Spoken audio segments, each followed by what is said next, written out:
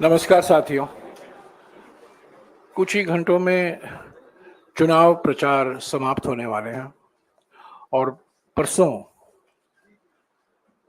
आखिरी चरण 7वां चरण का चुनाव भी होगा। आज आपको हमारे आदरणीय कांग्रेस अध्यक्ष जी मल्लिकार्जुन खड़गे जी आपको संबोधित करेंगे। उसके बाद में ये एक तरफा प्रेस वार्ता नहीं है, जैसा कि आप पिछले 50 दिन में देख रहे हैं। ये दो तरफा होगा। ये बयान देंगे, आप सवाल पूछेंगे और सभी सवालों को जवाब आपको खड़गे जी देंगे। मल्लिकार्जुन खड़गे जी। कुछ बचे कुछ तो आप भी दे दो।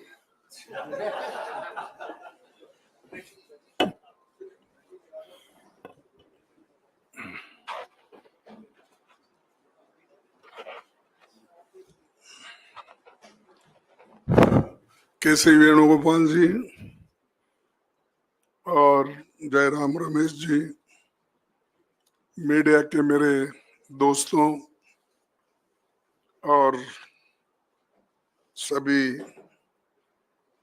भाइयों, आज हमने जो ये प्रेस कॉन्फ्रेंस बुलाई है, ये इसलिए कि मैं सारे स्टेट्स में घूम के आने के बाद क्या स्थिति है और हमारे नॉलेज में जो आया है, हमें जो फीडबैक मिला है, और उस फीडबैक के आधार पर हम आपको चंद बातें बताएंगे। वो ऐसा भी नहीं हो सकता कि पूरा अभी सभी कुछ हमारे पास है। जो जो लोग आए हमको फीडबैक दिए, और खास करके आप लोगों का मैं शुक्रिया अदा करता हूं कि पूरे मीडिया के हमारे भाई लोग, या चाहे वो प्रिंट मीडिया हो, चाहे वो टीवी हो और यूट्यूब वाले, सभी लोग बहुत इस चुनाव को शांति के साथ करने के लिए कोऑपरेट किए, और कोई ऐसा इश्यू हमारे सामने नहीं आया कि भाई इन्होंने इस इलेक्शन को खराब किया, गलत करा। ये चीजें तो नहीं हुई। इसीलिए मैं पहले आपको सभी को धन्यवाद देता हूं, और सभी मीडिया के हमारे जितने भी फ्रेंड्स है, रियली आई थैंक देम। ये कल प्रधानमंत्री मोदी जी ने सारी दुनिया को ये बताया कि उनको महात्मा गांधी के बारे में रिचर्ड एटनबर्ग की फिल्म देखने के बाद पता चला। मुझे हंसी आती है कि एक फिल्म देने के बाद दुनिया को महात्मा गांधी जी का परिचय हुआ। ये कहना एक प्रधानमंत्री जी के लिए मैं समझता हूँ क्या अज्ञान समझो, या वो पढ़े नहीं महात्मा गांधी के बारे में। कम से कम हमारे वक्त तो ये था कि नॉन डिटेल था महात्मा गांधी जी के ऊपर, और अगर पढ़ते या पढ़े होंगे मेरे को मालूम नहीं, ये ऐसी बातें नहीं बोल सकते थे। सारी दुनिया जानती है महात्मा गांधी जी को। यूएनओ के सामने स्टैच्यूज है, और जैसा कि बहुत से नेता लोग महात्मा गांधी जी का गुणगान करके कम से कम 80-90 देशों में उनकी स्टैचू है। यूएनए से लेकर हर जगह, हर कंट्री में जहां पर भी जद्दोजहद हो गई है, और जो अहिंसा के आधार पर जो लोग आजादी पाए उन लोगों को सबको मालूम है, लेकिन किस वजह से हमारे देश के प्रधानमंत्री ये बात कही, ये मुझे बहुत आश्चर्य लग रहा है। और ऐसा ही हो सकता है जैसा महात्मा गांधी जी जो काम किए, जो कहे,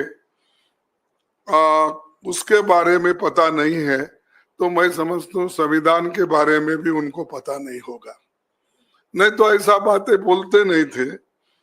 और आज दुनिया में महात्मा गांधी जी का जो नाम लिया जाता है वो इस देश के आजादी दिलाने में और इस देश को बनाने में, और गरीबों की वो बात करते थे, अहिंसा की, विकास की, और यहाँ तक कि उन्होंने अपने आजादी के बाद आप कैसे देश को देखना चाहते हैं तब पूछा, तो उन्होंने कहा कि मैं ऐसा देखना चाहता हूं जो भी गरीब है, जिसके आंखों से पानी निकलती है, वो उसके आंसू पूंछने का काम जरूर होना, और हर एक को पेट भर के खाना मिलना, कपड़ा मिलना, मकान रहना, ये उनका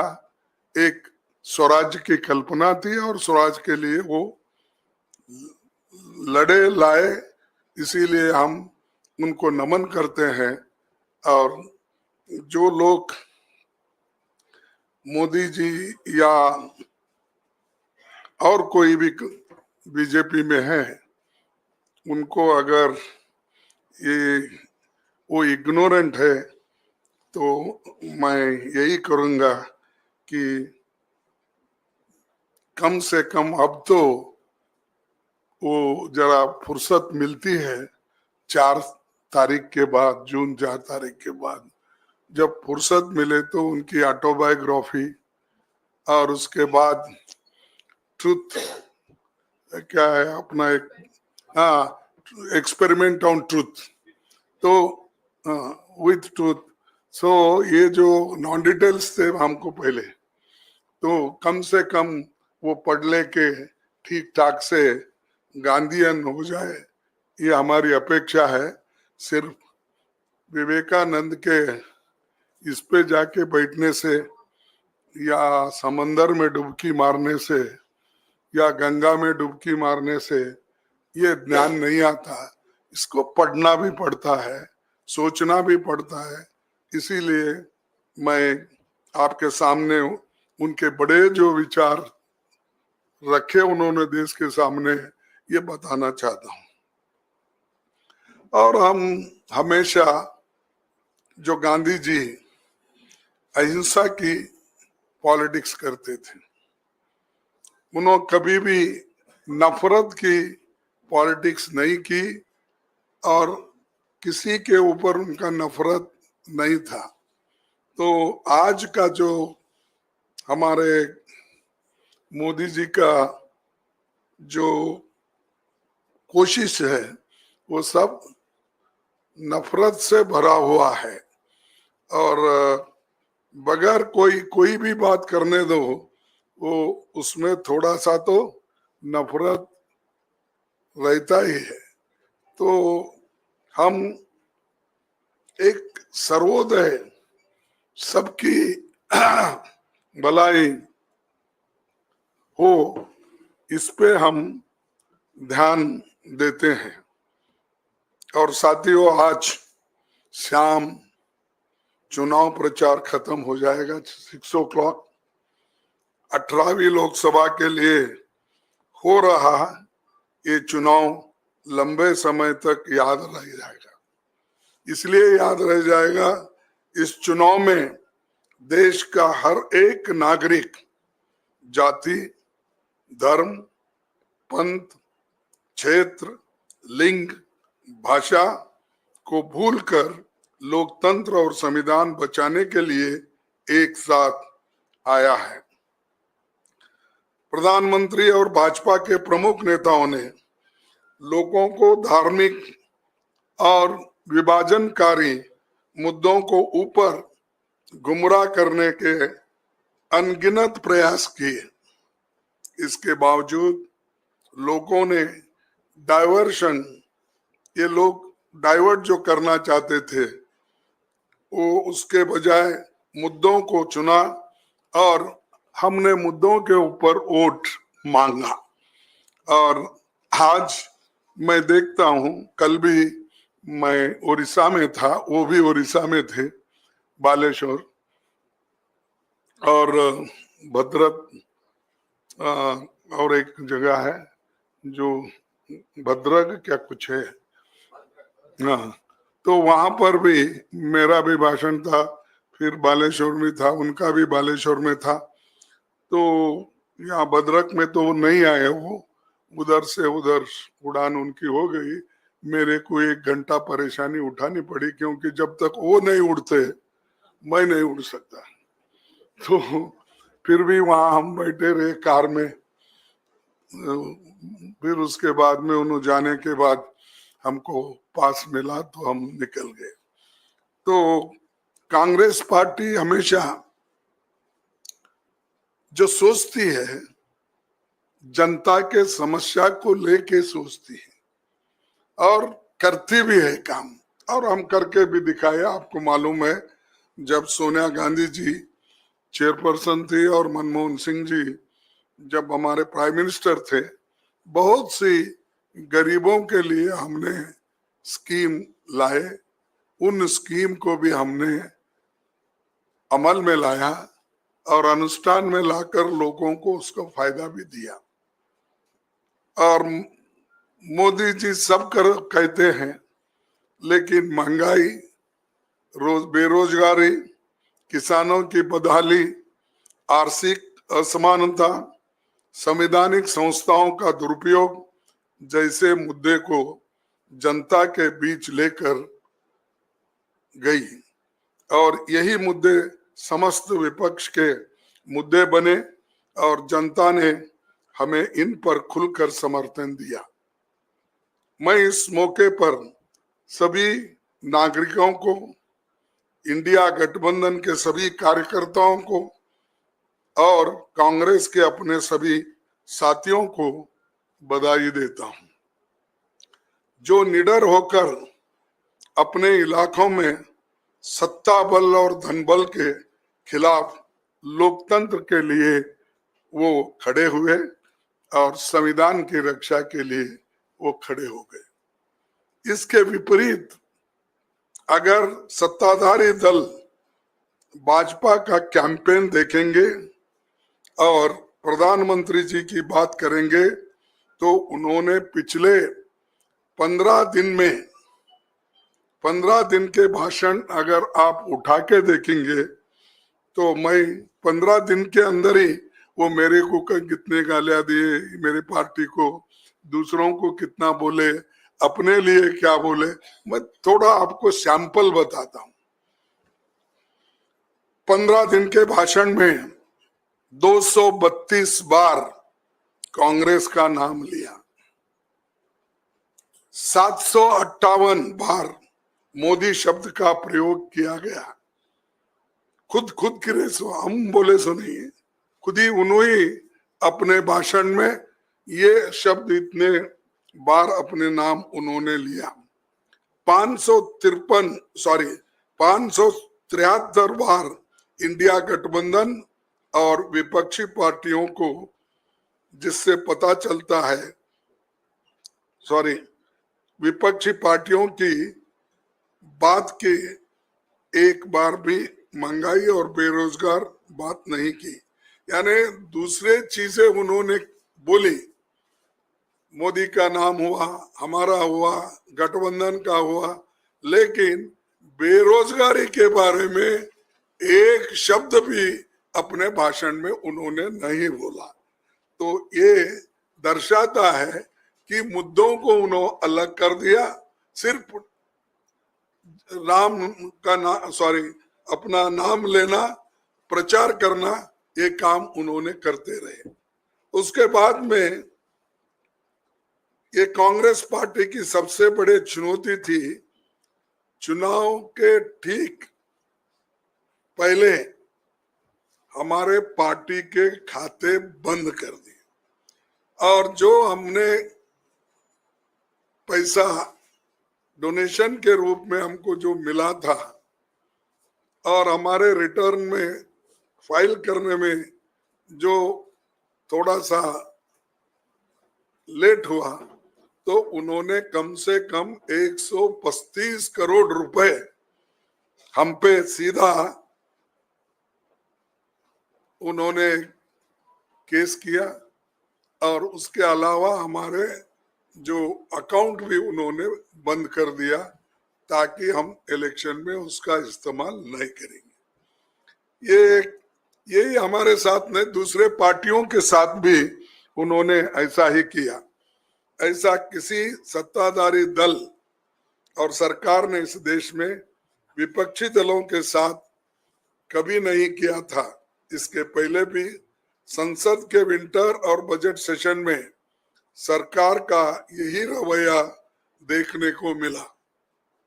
संसद में विपक्ष को नहीं बोलने देना, विपक्षी सांसदों को निलंबित करना, बिना बहस के बिल पास करना, ये अध्याय पिछले सरकार की कारनामों के रूप में काले अक्षरों में ये लिखा जाएगा और ये जो काम उन्होंने किया, सबका मुंह बंद करने का, डिस्कशन खत्म करने का, और जो हमारे बिजनेस एडवाइजरी कमेटी के तानाशाही की तरफ बढ़ रही है। और इसका पहला निशाना होगा संविधान। जब हम लोगों के बीच गए तो लोगों ने हमारी बात पर मुहर लगाया और हमें बताया कि वो भी यही सोचते हैं। अगर इस सरकार को एक मौका फिर मिला और मिला तो वो लोकतंत्र का अंत होगा। प्रधानमंत्री और सत्ताधारी दल के लोग बेतुकी बयान भी करते हैं। हम सभी ने देखा कि प्रधानमंत्री जिनसे खुद आदर्श व्यवहार की अपेक्षा होती है, उन्होंने कैसी भाषा और कैसे कैसे शब्दों का प्रयोग किया। कांग्रेस पार्टी के मैनिफेस्टो को धर्म विशेष से जोड़कर ना सिर्फ आदर्श आचार संहिता का उल्लंघन किया, बल्कि प्रधानमंत्री के पद की गरिमा को भी नीचा दिखाया। तो ये जो उनका रवैया है और केंद्रीय चुनाव आयोग की जिम्मेदारी भी ये है, आदर्श आचार संहिता को एनफोर्स करना।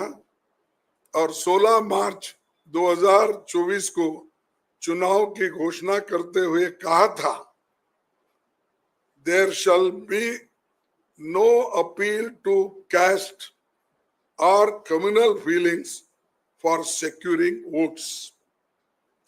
प्रधानमंत्री जी ने 421 बार मंदिर मस्जिद मुस्लिम और बाकी धर्मों की बात की, समाज को बांटने की बात की। 224 बार उन्होंने मुस्लिम, पाकिस्तान, माइनॉरिटी, इस तरह के शब्दों का भी इस्तेमाल किया।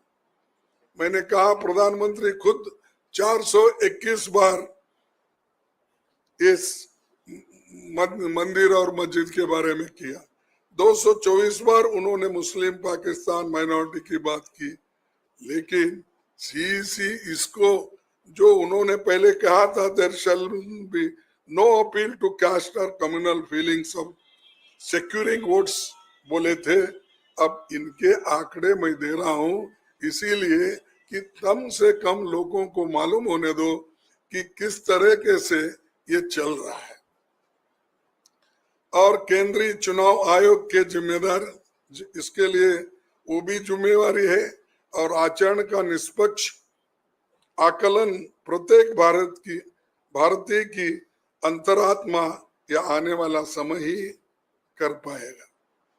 आखिरी में जो सबसे महत्वपूर्ण बात कहना ये जरूरी है कि एक बार बाबा साहब अंबेडकर अपने संविधान सभा के आखिरी स्पीच का अंश मैं पढ़ता हूं जो उन्होंने कहा था,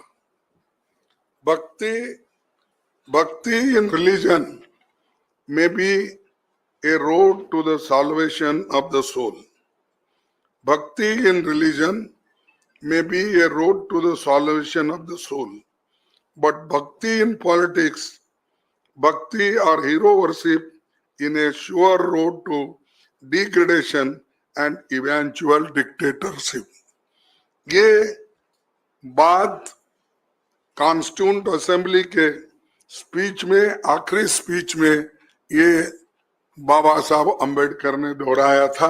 और ये भक्ति और हीरो वर्शिप जो चल रही है इसमें तो आखिरी ये सभी लोग मिलके डिक्टेटरशिप इस देश में लाना चाहते हैं।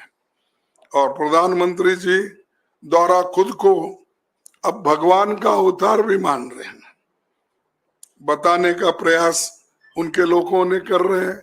मैं किसी का नाम नहीं लेना चाहता हूं, सब लोग उनके प्रेसिडेंट से लेकर उनके कैंडिडेट्स और सभी ने उनको एक भगवान का स्वरूप दे रहे हैं और इसीलिए वो खुद को भी भगवान समझ रहे हैं। तो ये जो चीजें हैं और आप देखे हैं, सुने हैं या आप सब जानते हैं, फिर भी हम आपको इसलिए बता रहे हैं कि कम से कम देश के सभी जनता को ये मालूम होने दो कि आज के प्रधानमंत्री किस ढंग से वो अपनी बात रख रहे जनता के सामने और कैसा अंधभक्ति, अंधश्रद्धा को बढ़ावा दे रहे हैं। हमें विश्वास है कि 4 जून 2024 को इस देश में जनता एक नई वैकल्पिक सरकार का जनादेश देगी। हमें विश्वास है कि 4 जून 2024 को इस देश में जनता एक नई वैकल्पिक सरकार का जनादेश देगी। इसीलिए 2 बार पढ़ा मैं, इंडिया गठबंधन पूर्ण बहुमत की सरकार बनाएगा और हम सभी मिलकर यूपीए 1 और यूपीए के तर्ज पर इस देश को एक इंक्लूसिव, नेशनलिस्टिक, डेवलपमेंटल सरकार देंगे और सभी को साथ लेकर हम आगे बढ़ेंगे। बस इतना कहते हुए मैं शांति के साथ आप सुनने से आप सबको धन्यवाद देता हूँ। शुक्रिया खरगे जी। आपके सवाल के पहले मैं हमारे आदरणीय अध्यक्ष जी से गुजारिश करूंगा कि उन्होंने बार बार अपने वक्तव्य में संविधान का जिक्र किया है। हमारे नेता राहुल गांधी जी भी अपने सभी सार्वजनिक सभाओं में इस संविधान का जिक्र करते हैं और इस संविधान को भी दिखाते हैं। मैं मल्लिकार्जुन खड़गे जी से और वेणुगोपाल जी से गुजारिश करूंगा कि वही किताब, वही पवित्र किताब जिसको सुरक्षित रखने के लिए हमने अपने चुनाव प्रचार किया है उसको दिखाएं। ये तो देखे हैं, बहुत बार देखे हैं, लेकिन अमल में लाना हमारा काम है। अमल में वो नहीं ला रहे, इसीलिए हम इसको ठीक ढंग से अमल लाने के लिए इसकी बार बार हम दिखाकर लोगों से विनती कर रहे हैं। और ये जो इलेक्शन आज समाप्त हो रहा है इसमें सभी लोगों से भी हमारी विनती है, एक संविधान बचाने का और दूसरा लोकतंत्र को मजबूत रखने के लिए काम करना होगा, वोट देना होगा। वो वोट का अपील भी मैं आपके माध्यम से करता हूँ। खड़गे जी, हाँ आपके सवाल संक्षिप्त में एक सवाल। संजीव। हाँ जी। खड़गे जी, आपने अभी कहा कि इंडिया गवर्नमेंट बनने वाली है and you are very confident कि जैसे जनादेश लोग आपकी तरफ दे रहे हैं, तो you are very confident of forming the India alliance government. So मैं आपसे पूछना चाहता हूं कि अभी तक, बिकॉज आपको रुझान भी आ गए हैं, तो अभी तक प्रधानमंत्री कौन होगा इसका चयन हो गया है या कितने दिन में हो जाएगा वंस द मैंडेट कम्स? नहीं, आप जो पूछ रहे हैं ठीक है, लेकिन हमारा गठबंधन रहने के वजह से हम ये डायरेक्टली फलाना होगा, एक्स होगा, वाई होगा नहीं कह सकते. हम सबको बुलाएंगे, सबका राय लेंगे और जो गठबंधन के लोग कहेंगे उस आधार पर वो बनेगा. नेचुरली उस वक्त ये प्रधानमंत्री का तय होगा. और आप जानते हैं इसका पिछले का भी, जब यूपीए 1 और 2 बना तब सोनिया गांधी जी को सभी यूपीए के लोग मिलके बोले कि आप प्रधानमंत्री बनो, तब उन्होंने नहीं बना. उन्होंने कहा कि मैं मनमोहन सिंह जी को बनाना चाहती हूँ, तो बनाए. तो इसीलिए हमारे पास सब तरीके के, यानी सबको लेके जाने का हमारा जो मकसद है वो ठीक हो जाएगा. मौसमी.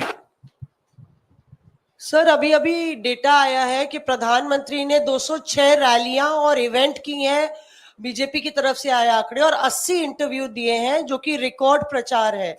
और इसी तरह से सरकार बनाकर बीजेपी सारे पिछले रिकॉर्ड तोड़ेगी. उस पे आपकी प्रतिक्रिया चाहिए. सारे पिछले रिकॉर्ड तोड़ेंगे जो बोल रहे हैं, पर इतना क्यों फिर रहे हैं? क्योंकि मैं नहीं देखा 2014 में इतना फिरे थे, फिर 2019 में भी इतना नहीं फिरे. अब क्यों परेशान है इतने जो आपने आंकड़े हमको दिए? 206 रैली उन्होंने की. तो इसका मकसद ये है कुछ तो गड़बड़ है और वो उनको मेजॉरिटी नहीं मिलने वाली है. इसीलिए उनकी कोशिश ये हो रही है कि खुद भी गली गली चले जाए, शहर शहर चले जाए और गली से दिल्ली तक ये मीटिंग उन्होंने की घबराहट में है. ये 4 जून को ये घबराहट खत्म होगी. सर, आपने कहा कि आप इतने आश्वस्त हैं कि उनका प्लेन उड़ेगा तो आपको नंबर मिलेगा अपना प्लेन उड़ाने का. तो आप सब लोग साथ बैठेंगे. उस वक्त सोनिया गांधी जी ने को फैसला लेना था क्योंकि वो कांग्रेस की अध्यक्ष थी. आप आज कांग्रेस के अध्यक्ष हैं और जैसा कि जयराम जी ने भी कहा कि सबसे बड़ी पार्टी का हक होगा, तो मतलब कांग्रेस से ही कोई प्रधानमंत्री होगा. और आपके लिए कितना टफ होगा ये, क्योंकि इससे पहले भी आपके सहयोगी दल कह चुके हैं एक दलित प्रधानमंत्री देश को मिलना चाहिए. देखो, मैं आज तक 53 साल में बहुत बार मेरे को ऑफर भी आए देवेगौड़ा के साथ. जब मैंने खुद राज्यसभा में आप सुने होंगे तो उन्होंने क्या कहा था मेरे लिए जब गठबंधन की सरकार बनाने के वक्त. और 2-4 बार मुझे मिलने के बाद भी मैंने कभी, मैं दलित हूं मुझे दो, या चीफ मिनिस्टरशिप हो, प्रधानमंत्री हो, या आईसीसी प्रेसिडेंट, मैंने ये सब कुछ जो है हमारे पार्टी ने दिया है. सोनिया गांधी जी की देन है मैं समझूंगा, क्योंकि उन्होंने बुलाकर मुझे अपोजिशन लीडर भी बनाया, बुलाकर उन्होंने राज्यसभा टिकट भी दिया और फिर यहाँ भी अपोजिशन लीडर बनवाया. आज एआईसीसी भी उन्होंने बनाया. तो इसीलिए मेरा ये कहना है कि हमारे पार्टी में जो भी निर्णय दिया जाता है वो उसी के तहत हम काम करेंगे. ना सिर्फ दलित हूं इसीलिए मैं मांगने वाला भी नहीं हूं, अब तक भी नहीं मांगा.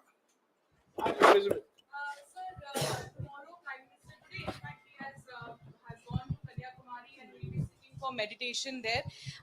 You have also, Congress party has approached the election commission also. What is going to be, because there has been no response from election commission, do you think this is clear violation of MCC and there should be some action that should be taken by election commission at this point? No, that already these people have represented. He will answer for this.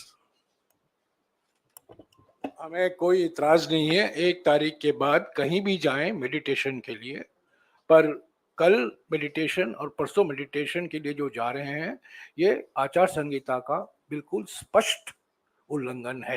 ये हमने चुनाव आयोग को अवगत कराया है।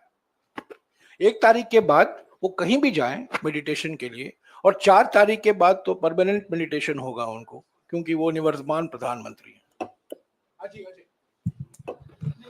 खरगे जी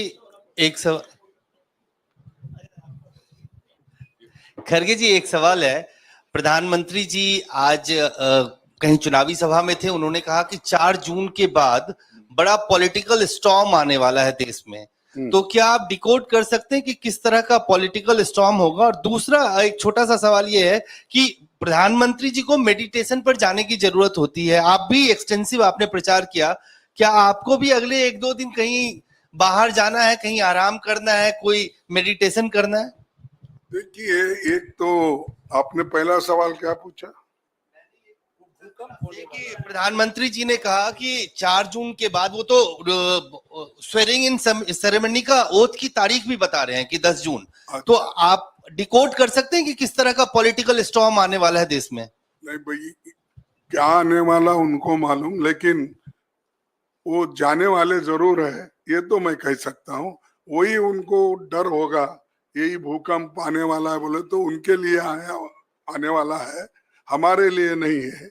हम गठबंधन की सरकार बनाएंगे और 4 जून को हम लोग उनको सत्ता से हटाएंगे।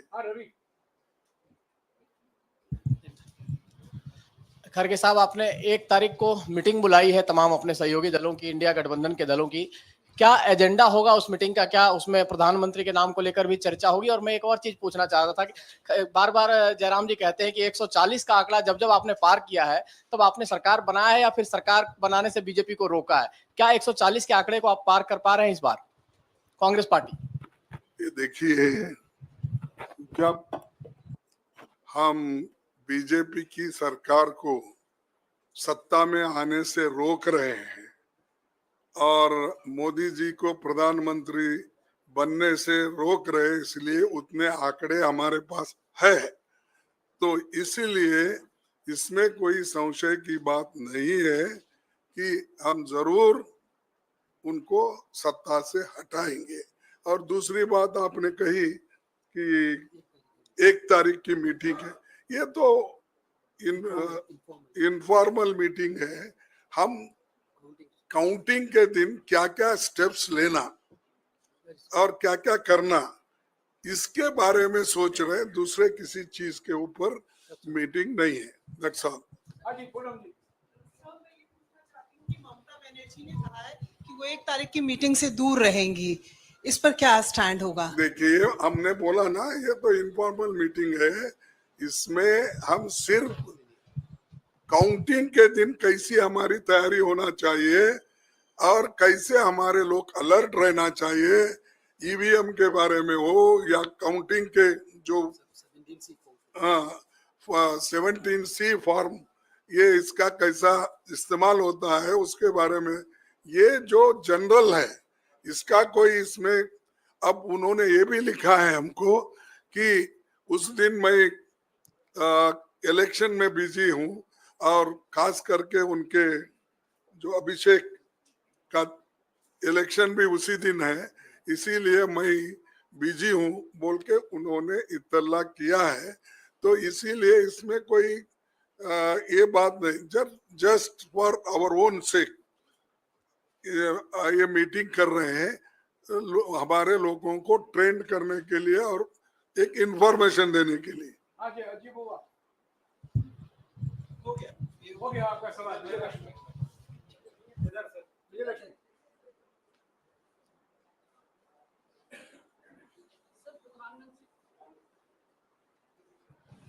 सर, प्रधानमंत्री ने आज अपनी रैली में कहा कि अगले 125 दिनों का खाका उन्होंने तैयार कर लिया है जब सरकार बनेगी तीसरी बार, और उसमें 25 दिन जो है वो युवाओं पर केंद्रित होंगे, किस तरह की स्कीम्स होंगी, किस तबके के लिए क्या करना है, ये तय कर लिया है। आप लोग अगर कह रहे हैं कि आपकी सरकार बन रही है, तो क्या आपने भी कोई रोड मैप तय कर लिया है अपने लिए?